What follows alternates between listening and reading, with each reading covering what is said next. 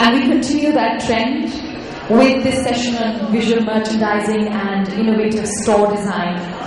They say 95% of consumer behavior is what happens below the conscious radar. And once the customer is inside your store can actually be the silent salesman. And today it's been perfected to a science. There's research behind what works, what doesn't. And we've got somebody phenomenal to talk about it. Phenomenal is one of my favorite words, not just by the way, because I use it a lot. But I use it when I mean it. The person who's going to come on stage and tell you or talk more about this particular subject is an international expert. He's the South Asia Director, Group Carlin, International France. He brings 15 years of experience in the international textile and fashion industry. He's currently in charge of business development in India and Southeast Asia for Carlin International. He's one of the few people you'll come across who has a deep understanding and knowledge of both Asian manufacturers and brand difficulties and challenges, as well as Western buyer requirements, which is an unusual combination to have. He's worked a few years as Asia sales manager for French-based fabrics manufacturer as well. Now, he has an international network of about 25 offices that help develop trend books and bespoke consulting services in over 5 different continents. His clients include people like brands like Walt Disney, Orange, L'Oreal, Nokia, Coca-Cola, Honda, Body Shop, L, and many, many more. So ladies and gentlemen, without further ado, I'd like you all to put your hands together for David Lander. Come on, we may be a smallish audience, but we can do better than that.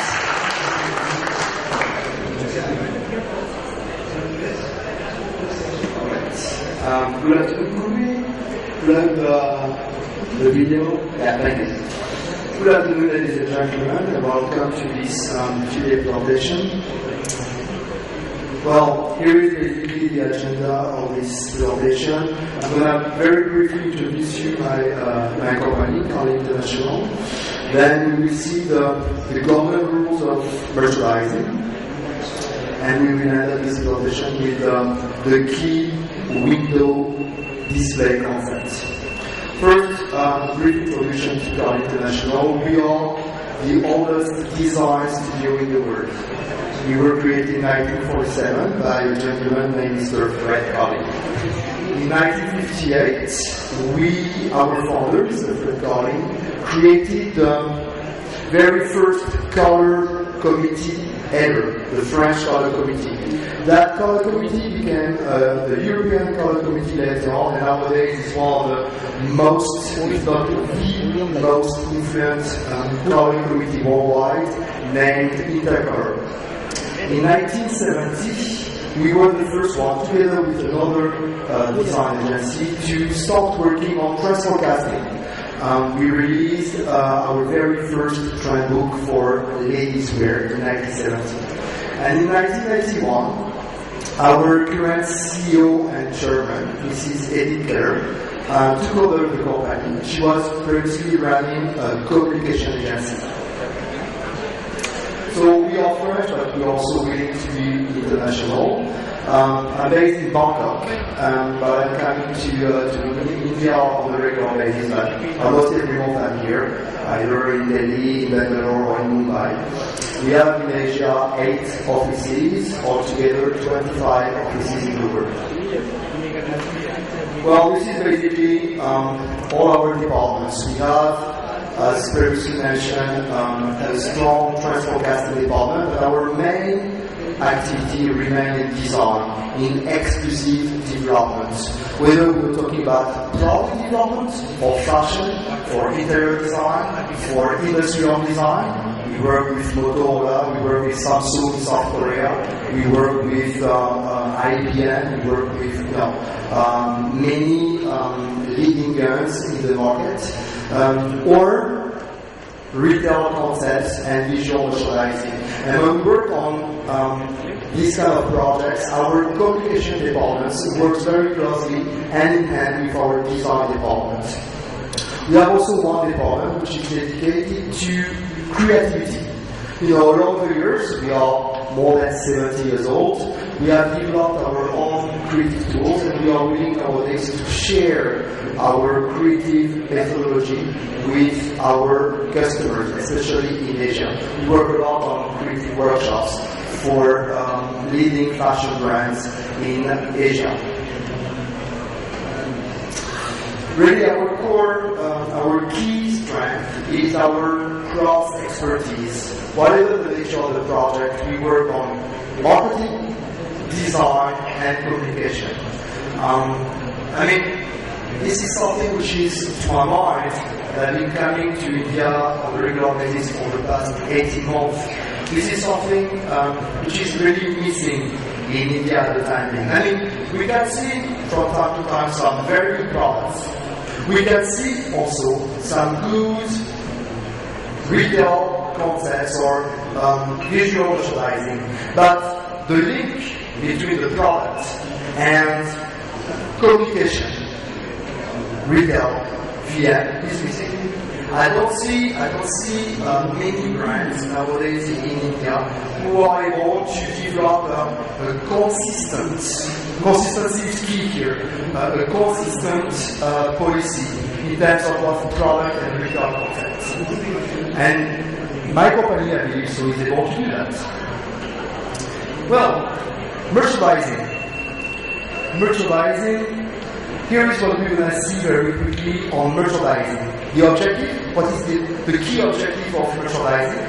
The overall context, the definition, the different types, categories of merchandising, the typology, the link between marketing and merchandising. What are the main customers' expectations and how to implement the merchandising, the implementation methodology, and finally all the techniques of merchandising. First of all, the objectives. Well, merchandising has been created in order to boost sales, improving two things: improving customer purchase comfort and also sales staff comfort. Well, first of all, the customer purchase comfort. How? Through optimizing the product accessibility, through improving the consistency of segmentation offered inside the boutique, through a clear information which is translated to customer, through kind of ease of understanding and attractiveness of the offer inside the boutique, and generating more desire, more purchase desire through seduction and emotion. And for the sales staff comfort side, merchandising has been invented in order to facilitate restocking, favor additional sales like accessories, for instance. You come inside the store to buy a dress, and you come up with a dress, but also with scarf, belt, some accessories. Merchandising has also been created in order to favor impulse purchase. We will focus in this presentation on this impulse purchase in order to facilitate the organization and its implementation, and finally in order to improve time management.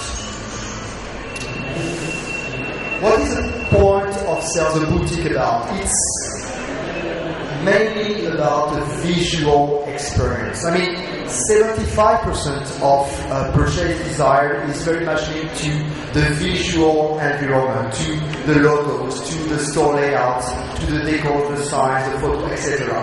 And also, obviously, to the sales team, to the appearance, to the look of the sales team, and it all starts with a smile. If you don't smile to the customer, you don't sell to the customer. What is the definition of merchandising? What is the meaning of merchandising? Well, merchandising is a set of techniques. We are talking here about techniques in order to favor the encounter of the product and the customer. We are willing here to enhance the importance of product. If you don't have the right product, you cannot sell. But then, especially here in India, emerging countries, merchandising is crucial because people need to be educated, in order to understand the added value of the product. And the merchandising is here to enhance the added value of the product. Merchandising is also aiming to optimize the profitability of sales outlets and the profit turnovers. It is basically the physical implementation of the brand's commercial policy and image. So merchandising is something very important. Merchandising does not mean nice nor tidy. Merchandising comes from the word mercantile, which has a Latin origin, and it means make profit. Indeed, merchandising has been created in order to boost sales. It's a sales tool, and it aims to make customers more faithful. It aims to make customers become some kind of client. It is not an art. It is not nice. If it's nice, of course, it's better. Merchandising doesn't mean it's not created by random, and it's not based on subjective things. Like merchandising is very much based on thinking and planning. And it is not created by luck, and it is not created from or initiated from short-term desires.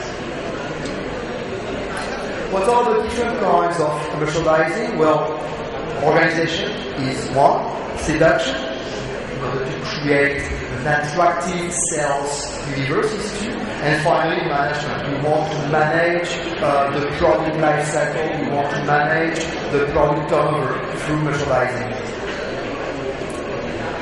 Here is exactly what you must do when we talk about merchandising.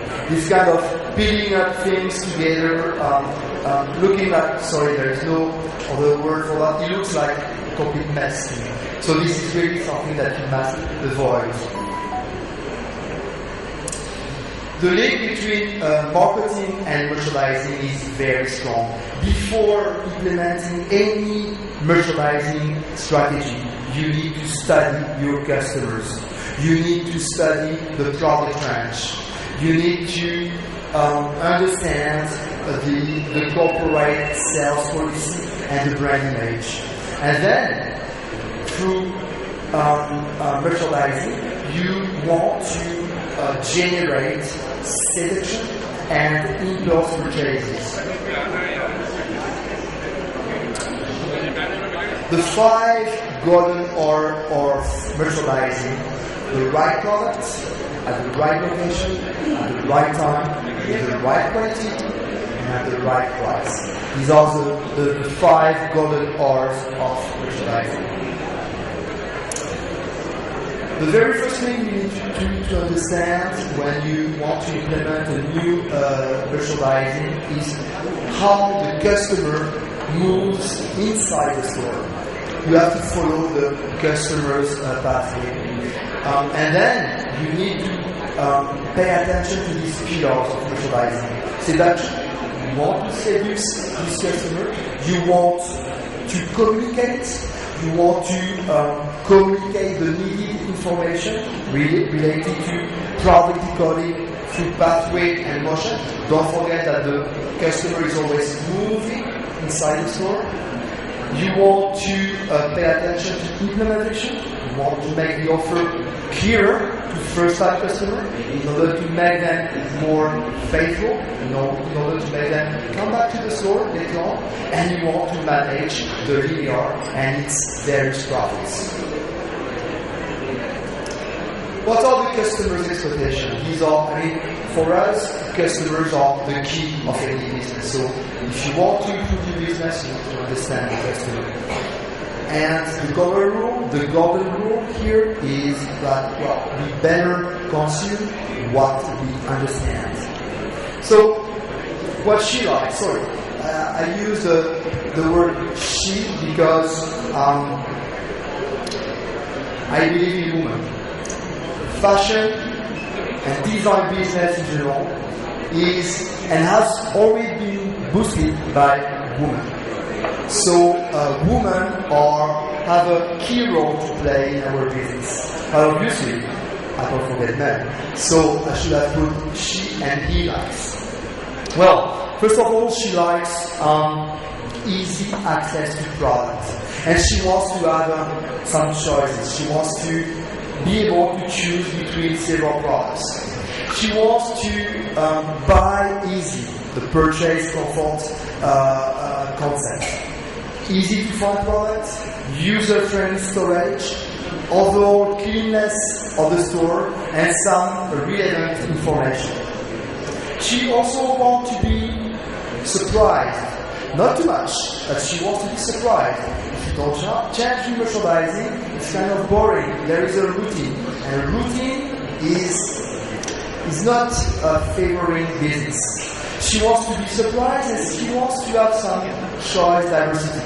Not too much, but she wants to be able to choose. She likes also the layout of the shelf, which is based on a kind of logic. Purchase logic. When the food department stores have perfectly understood this logic. And when you go and buy, when you go to your department store, you can see that the milk is placed in a very defined place, and the chicken is in another place. And there is a logic behind this. So even when you sell garments or mobile devices, or whatever, there is always a purchase logic. So you have to pay attention to this logic. She also likes the ambience, the selling ambience, very much linked to the function of the product, the quality and price of the product. And finally, she wants to be surprised, but she wants also some kind of more or less stability of linears. You don't change the milk when the milk is located on the right side of the department stores, you don't put it on the left side the next morning.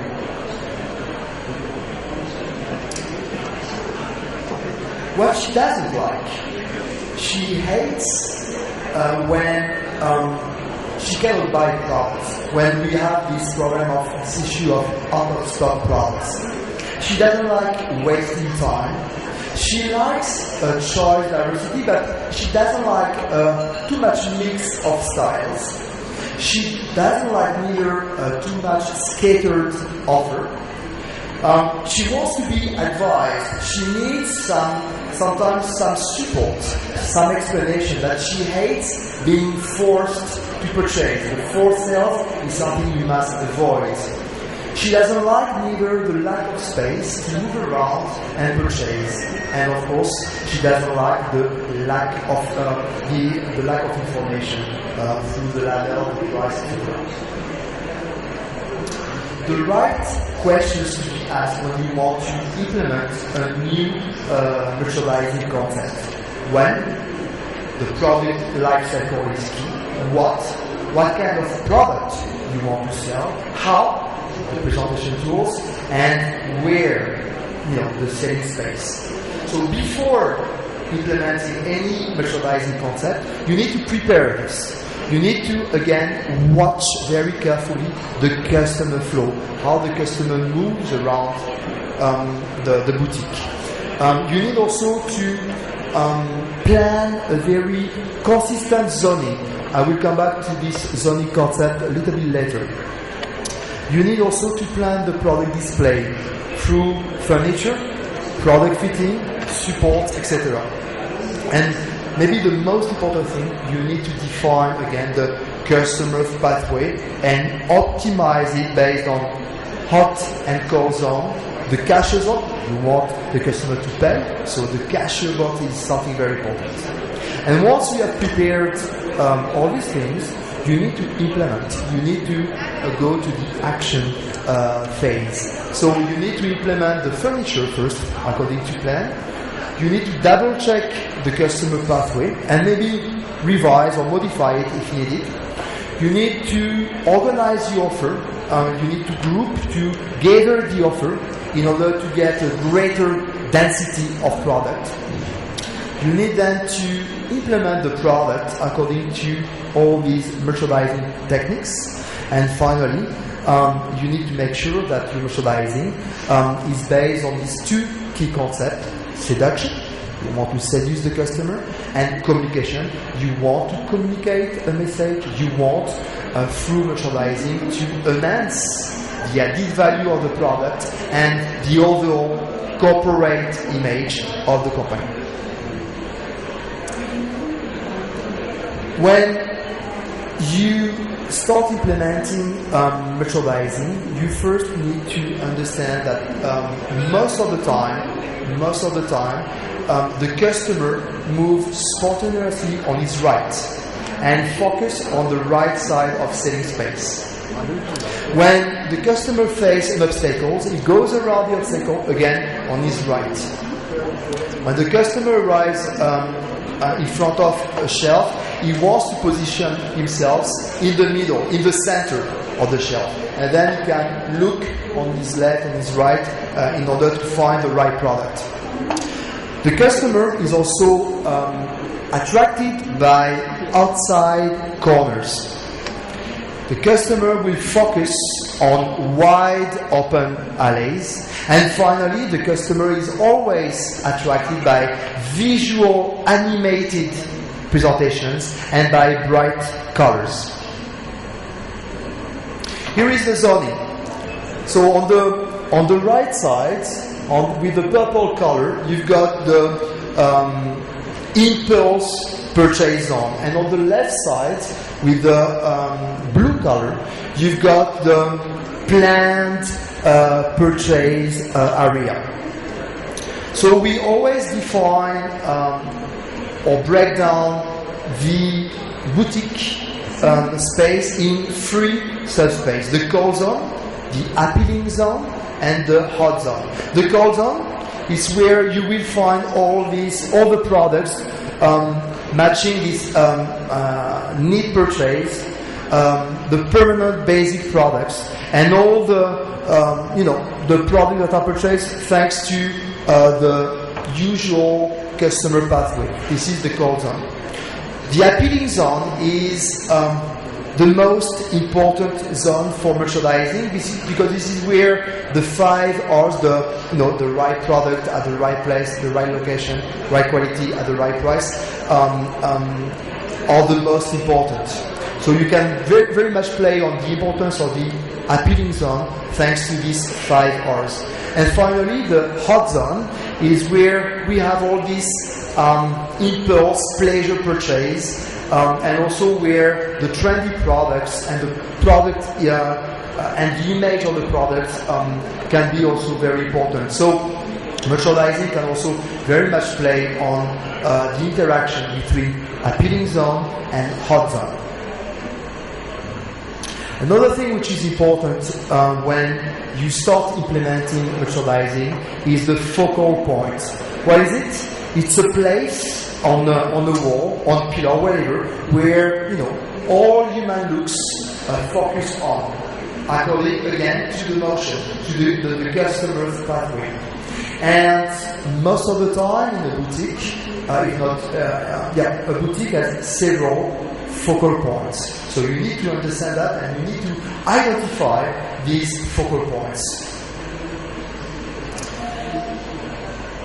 When you stop in front of a wall or in front of a shelf, you've got basically 3 areas. You've got the floor up to 0.5 meter, from 0.5 meter up to 1.20 meter, and then above that. So you're going to implement and position the products you want to sell according to these 3 zones. From the floor up to the 0.5 meter zone, you're going to place products that that the customer need to purchase. From 0.5 up to 0.20 meter, 1.20 meter, you're going to place products, for instance, that have a very interesting texture. You can't touch the product. Here you can really initiate some desire, some impulse purchase through these texture effects. And then, above that, you're going to place products that can be also based on impulse purchase, but these products do not need to be touched at first glance in order to be purchased. On the whole, you're going to implement products according to their size too, and volumes. So the smaller, the higher, basically. Now, let's see what we can do regarding the window display, which is a very important component of merchandising and retail concept, because don't forget that if a customer is not attracted by the window display, he's not going to enter the shop, and then he's not going to purchase anything. So the window display is something very important. So we will see here 4 key things. First of all, how the evolution of window display, what are the key success factors and the major rules to keep in mind, the different roles of window displays, and how to make them impactful. First of all, what you must avoid. This is the perfect example of what we call a catch-all window, attempting to present all the shop's products in again, there is no other word, in a complete mess. The consumer is confused. He cannot understand anything. The offer is not visible. I mean, it's really something that you must avoid. Another window display concept, which is a little bit more structured, is this window, where it's a basic window where you've got a product and price association. So it's a little bit, the segmentation is a little bit improved here. So we go from the most basic up to the most sophisticated concept here. The third step is a window, making an effort to segment the offer and to somehow refine the product selection. The next step, this is a Zara window display. It's a window that stages a few chosen products. Louis Vuitton, here it's, the product is a star. So the window is just showcasing one single star product. The next step, here it's really for companies and products that are very sophisticated and targeting a niche population. The product itself is absent. There is no product in the window. And the last concept, this is Abercrombie & Fitch in New York. There is no window. The window is absent. Now, what are the golden rules of window displays? Well, you've got basically 3 seconds. You've got 3 seconds to attract the attention of passerbys. You must be, through the window display, you must be very quickly understandable. And you must present only one message, one idea. You've got only 3 seconds. This is the life cycle of a window. So, the window display is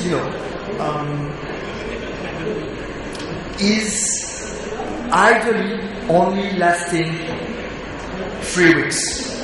It's exactly like a product life cycle. You've got the launching phase, you've got the growing phase, you've got the maturity phase, and you've got the declining phase. So the peak phase is after 3 weeks. So you need to change, if you want to optimize the impact of your windows, you need to change your windows every 3 to 4 weeks. And when you change it, you must make sure that the change is significant. I mean, we are not just talking about changing one accessory, or we are willing really to make a genuine redressing of the window.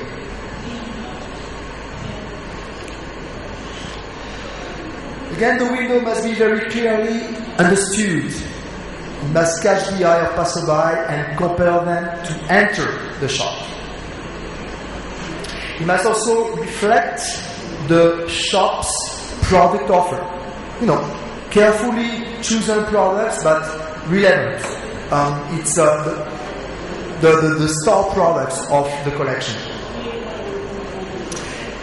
It must also stage products with a very selective offer. We don't want to stage all the products. Again, you need to carefully choose the products in order to give better visibility and understanding. And the window must be regularly updated. Why? Because the window must be very much linked to the overall communication policy of the company with advertising and the overall promotional agenda of the brand. Sorry. The role of window display.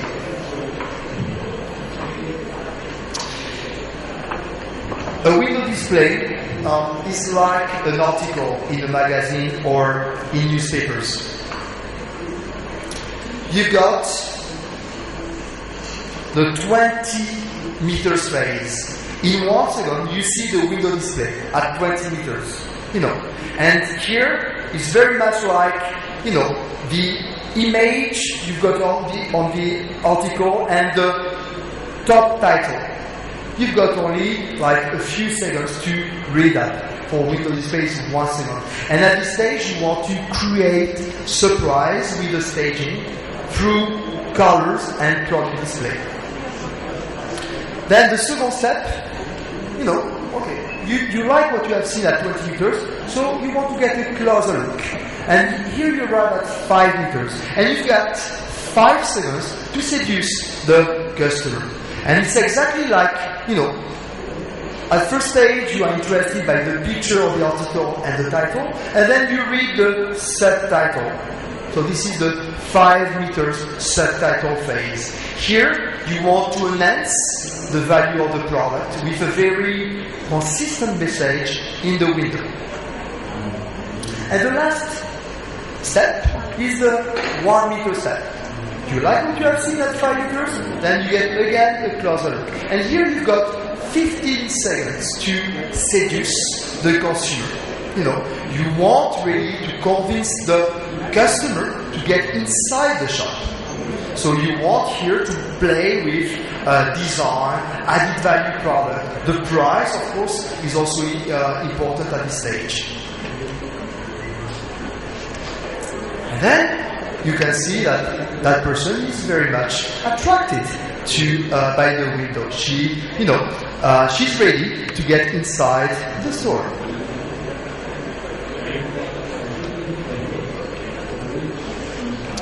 How to attract attention? Well, the first technique, and I invite you to browse internet, and you will see all these window display in, for instance, Louboutin website. Louboutin is a very successful shoe brand in Europe. And on this display, you've got all the shoes which are moving, it attracts attention. We have seen earlier on that customers are very much attracted by animated events. So here is a way to give motion to your product. The second way to attract attention is to play with colors and with contrast of colors. So here is a Todd's window display where you've got a contrast between the chromed design stairs and the background of the display, which is very much designed on lacquered monochrome moldings. So contrast of colors.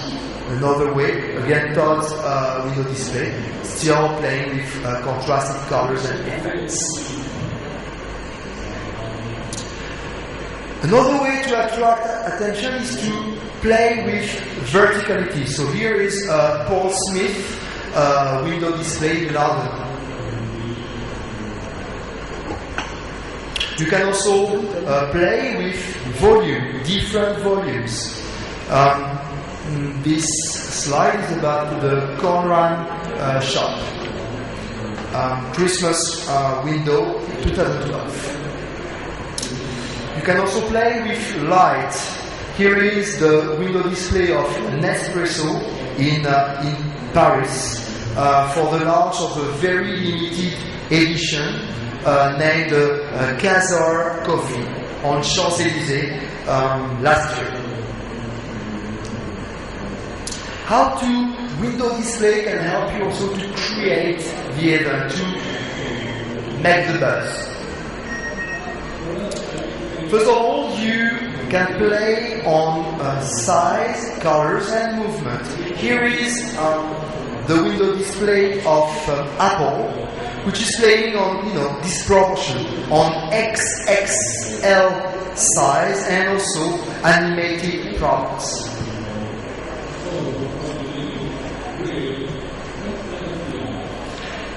The product is star, so we want to emphasize it. Again, we have seen that window early on, but here we have a closer look. The Louis Vuitton window display, where really the product is star, so here we have this handbag product. Or, in a more aggressive mood, but it's the same overall concept, the product is star, you got all these arrows and again, the handbag. You want also maybe to surprise the customer, and you will create this surprise effect through a visual accident.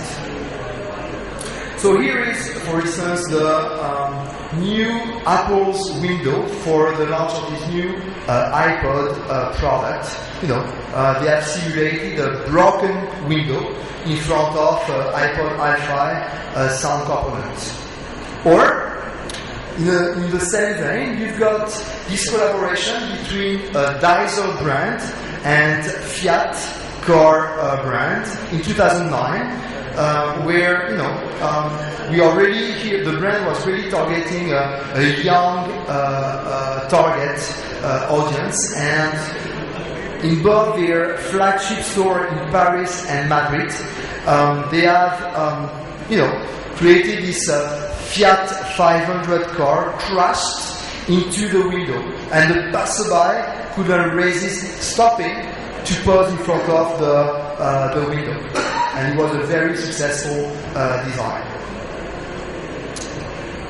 You want also maybe to reinvent the key dates and events. So here is the last year Louboutin, again the shoe brand, Louboutin window display for Christmas. And all the Christmas trees are made by shoes in, of course, red and white colors.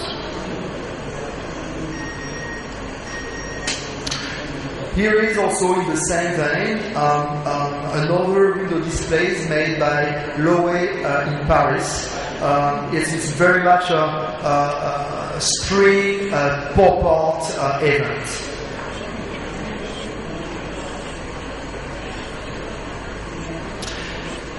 Another way to make your window display attracting is to play on this concept of hidden things or intriguing things. A good example is the window display of Abercrombie and Fitch, where You just wonder what is inside, and you want to get inside the store to see the product. Or, in the same end, you've got this concept where you've got the Fiat 500 dressed with tons of stuff on top, and the brand is changing the attire of the car depending on the season, on the theme, and on the trend. You want also, and that's something very important, and that's really something which is, to my mind, missing in Indiaretailing. You want to create a new shopping experience. And here, we are targeting a new category of customer. We call this customer the Solomo customer. Solomo stands for SO social, LO local, and O mobile. It's all these new customers who are very much internet, smartphone, tablets addicted, and in the meantime, who are willing to shop on offline retail outlets. So you've got a lot of new initiatives launched by leading brands in the market in order to gain market shares with these new online, offline customers. Something very interesting, and I invite you to browse internet to see this window display. It is the new Adidas Neo window display in Nuremberg, in Germany, in which the storefront window was replaced with a fully functional virtual store. It's a kind of touch screen window which allows shoppers to explore, to play with, and drag life size products directly to their smartphone. And then they can get all the information they want through the smartphone. And you've got on the left side, you can see the yellow hands, and you can zoom on the product, and you can get all the information you need through this window display. So it's really a very modern way to play with this Solomo shopper and to make him purchase the product. We want also to create interaction between the customer and the window. Here I invite you to again browse internet and to see what this Japanese chain store United Arrows is doing.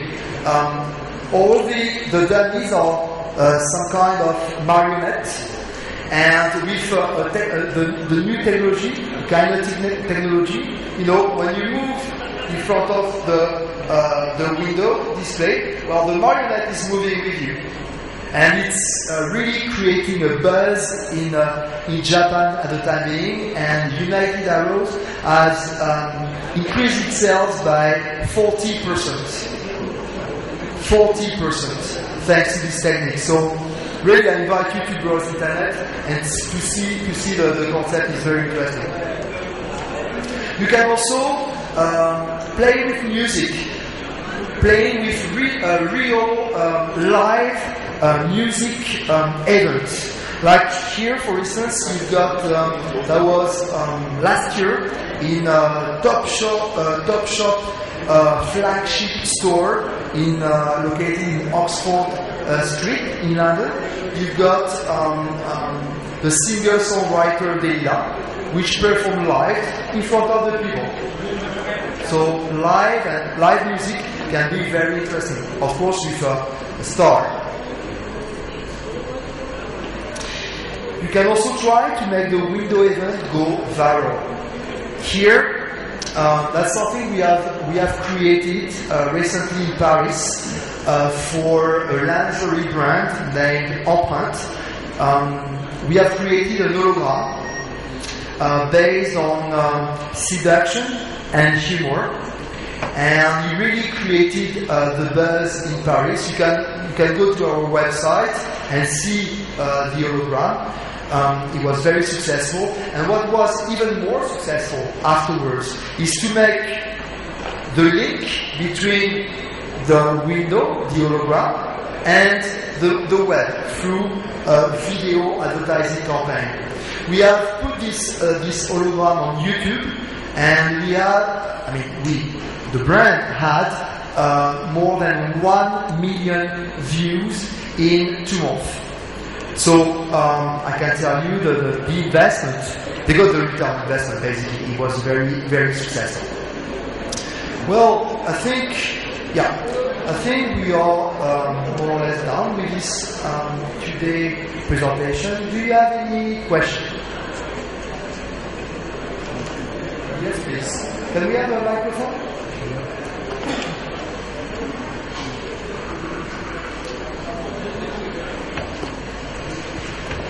Hi, this is Dimani. You talked about the product and the store concept not being in sync or not being consistent. Can you give a couple of examples just to get an idea of what you mean by that?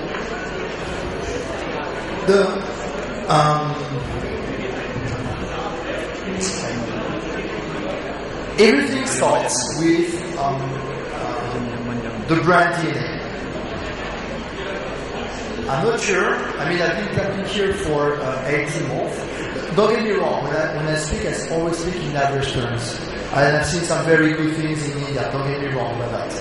I'm just talking about the overall industry. Everything starts with the brand DNA, with the brand identity, and the retail concept must reflect the brand DNA, the brand identity. And what is the difference between advertising between Allen Solly stores and Arvin stores? What is the key difference? Can you see the difference? Can you tell when you enter the shop? If you don't see the name, forget the name. When you enter the shop, can you say straight away whether it's Arvin products or Allen Solly products? I cannot. And for me, there is something missing here. What is very important, product-wise or retail-wise, is what we call the style territory, product-wise, and the visual identity, communication or retail-wise.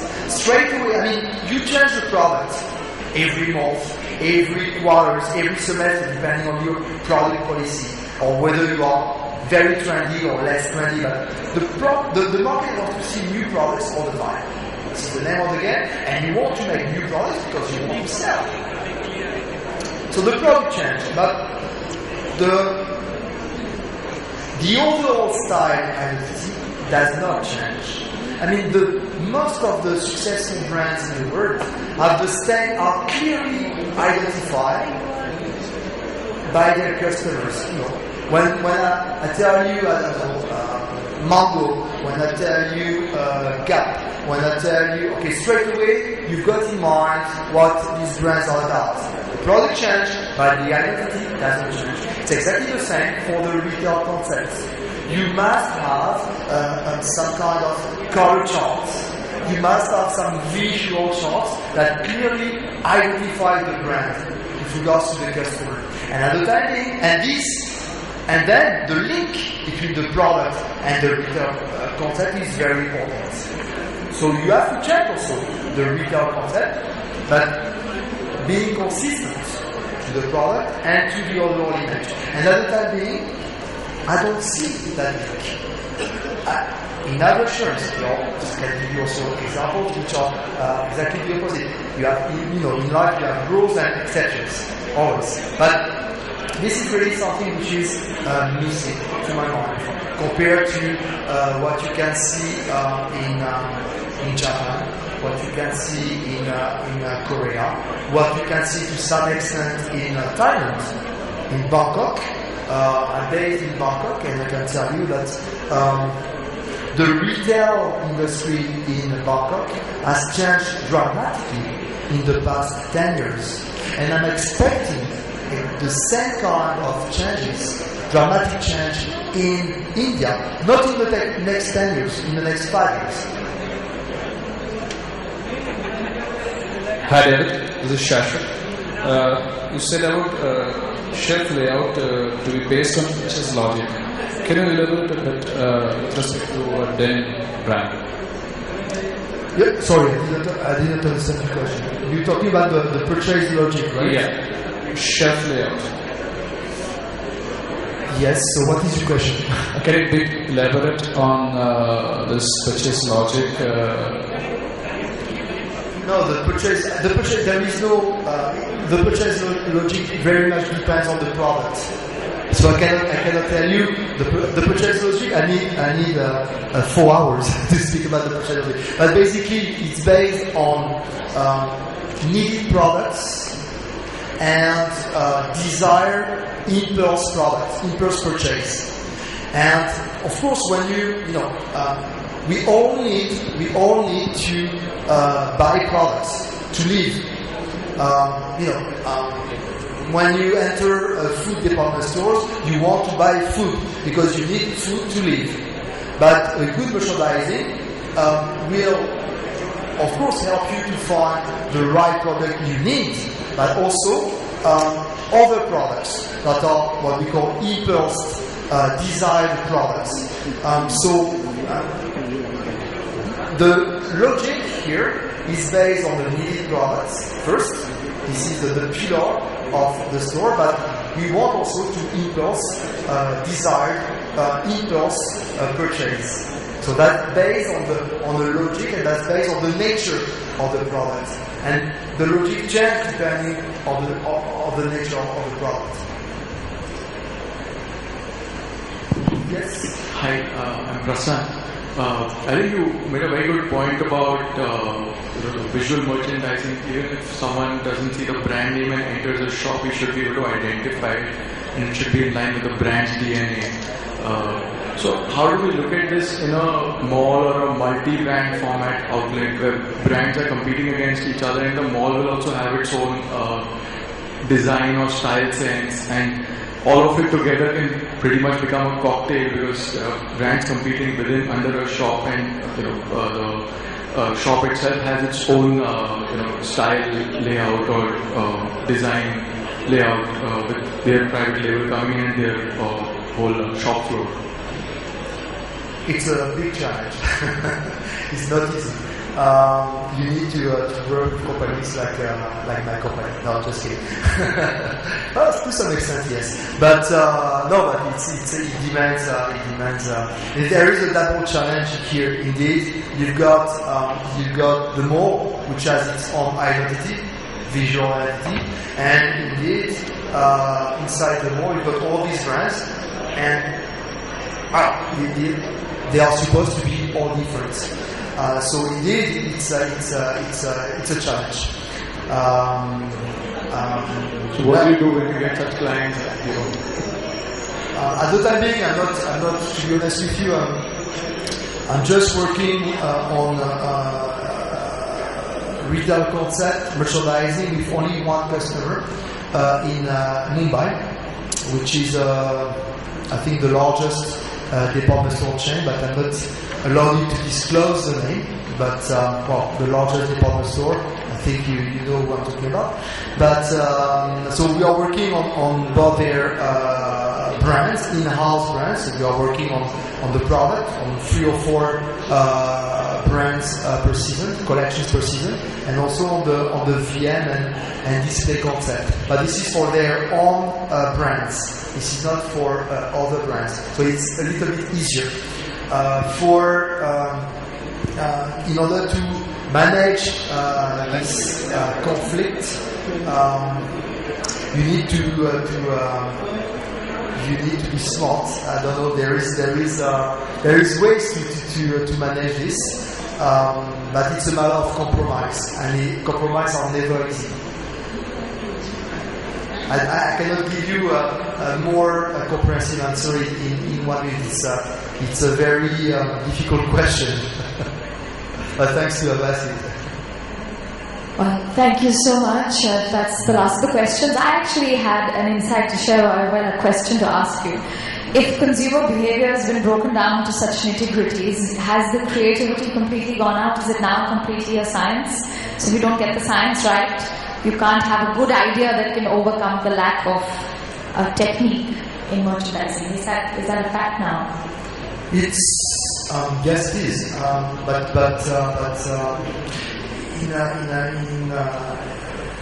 For a wider perspective,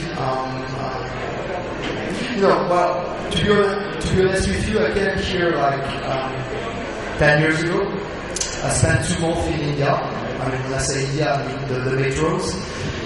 And after 2 months, I decided to put on hold India as a market for me for a while and to focus on China. So I went to China and I spent like almost 10 years in China working on creativity with department stores, with retail brands, etc. Now I'm back because, and I'm back since 2012.